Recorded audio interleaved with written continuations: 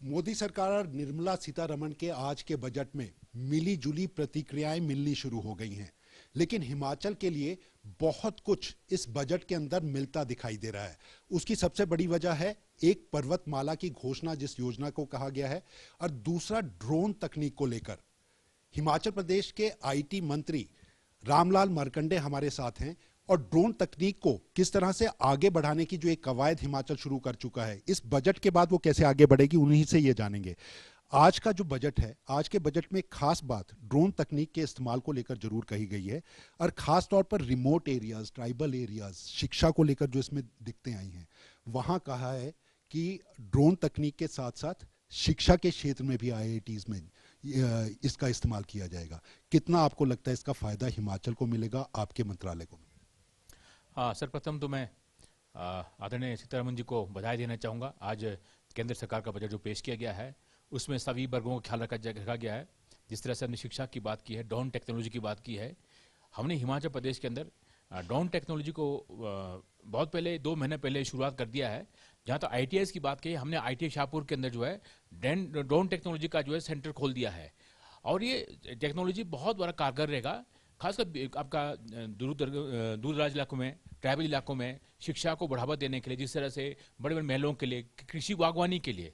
आज मैं देखा था, इसमें कहा गया था कि आपका स्प्रे कैसे किया जाए आपका बागवानी में, कृषि में। ये ड्रोन टेक्नोलॉजी जो है समय का बचत भी इसमें होता है, और जहाँ तक जो आगजनी हो, सिक्योरिटी हो, उस पर्पज से बहुत बड़ा है। और इसमें जो है आपका रोजगार भी मिलने के बहुत अवसर हैं। मार्कंडे जी, एक सबसे बड़ी बात क्या है, आज के बजट में सबसे ज्यादा फोकस अगर किसी बात का रहा है तो वो इंफ्रास्ट्रक्चर डेवलपमेंट को है और तकनीक के इस्तेमाल का है। तकनीक के इस्तेमाल में दोनों चीजें आ रही हैं। ड्रोन के तकनीक के इस्तेमाल को जो आपकी आईआईटीज है, वहां कहा गया है कि वहां पर इसके कोर्सेज शुरू होने चाहिए। इसके कोर्स शुरू होने के बाद टेक्निकल जो विद्यार्थी हैं वो उसमें आगे बढ़े और रोजगार के साधन तलाश सकें। आपको लगता है ये आपके लिए काफी फायदेमंद रहेगा? निश्चित तौर पर ड्रोन टेक्नोलॉजी के माध्यम से हम हजारों के हिसाब से नौजवानों को जो है ड्रोन पायलट्स बनाएंगे, और इसके जो आज इलीगल जो ड्रोन चल रहे थे उसको बंद किया जाएगा, ताकि जो हमारे स्वरोजगार जो रोजगार मिल सके नौजवानों को। और साथ साथ जो इंफ्रास्ट्रक्चर डेवलपमेंट के लिए भी बहुत बड़ा इसका सहयोग हो सकता है। जैसे मैंने कहा, ये सेविंग, टाइम सेविंग है, मनी सेविंग ये टेक्नोलॉजी है, जिससे जो है इसका बहुत ज़्यादा डेवलपमेंट हिमाचल प्रदेश में होगा।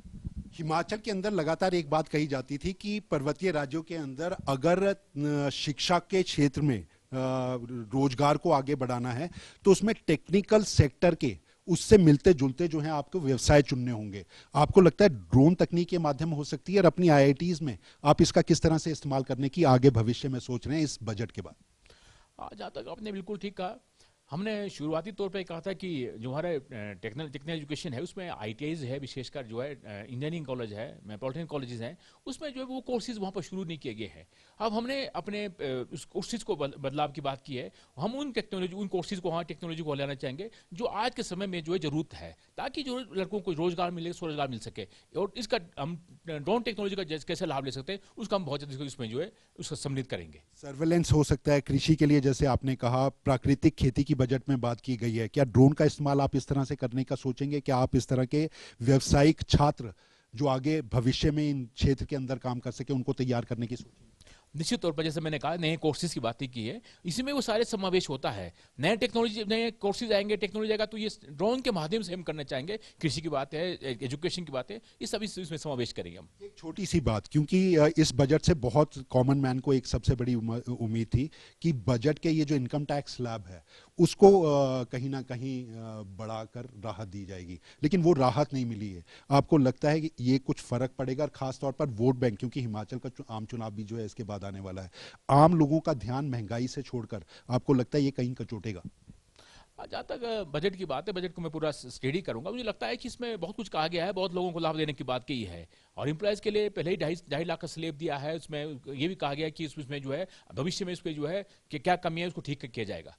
तो ये थे हमारे साथ आईटी मंत्री रामलाल मारकंडे। हिमाचल प्रदेश के हिसाब से अगर आज का बजट है तो उसकी दो बड़ी बातें एक बड़े जो क्षेत्र में बदलाव लाने की स्थिति में दिखेंगी वो जरूर रही है। एक है पर्वतमाला योजना जो शहरी विकास के लिए और ग्रामीण इलाकों को आगे बढ़ाने के लिए उसके साथ कही गई है, और दूसरा ये ड्रोन तकनीक के इस्तेमाल के साथ ऑर्गेनिक फार्मिंग को बढ़ाना, जिसके लिए पहले ही हिमाचल प्रदेश कदम बढ़ा चुका है। आईटी मंत्रालय अपना पहले कदम बढ़ा चुका है। कैमरामैन सुभाष के साथ अरुण उनियाल, खबरें अभी तक, शिमला।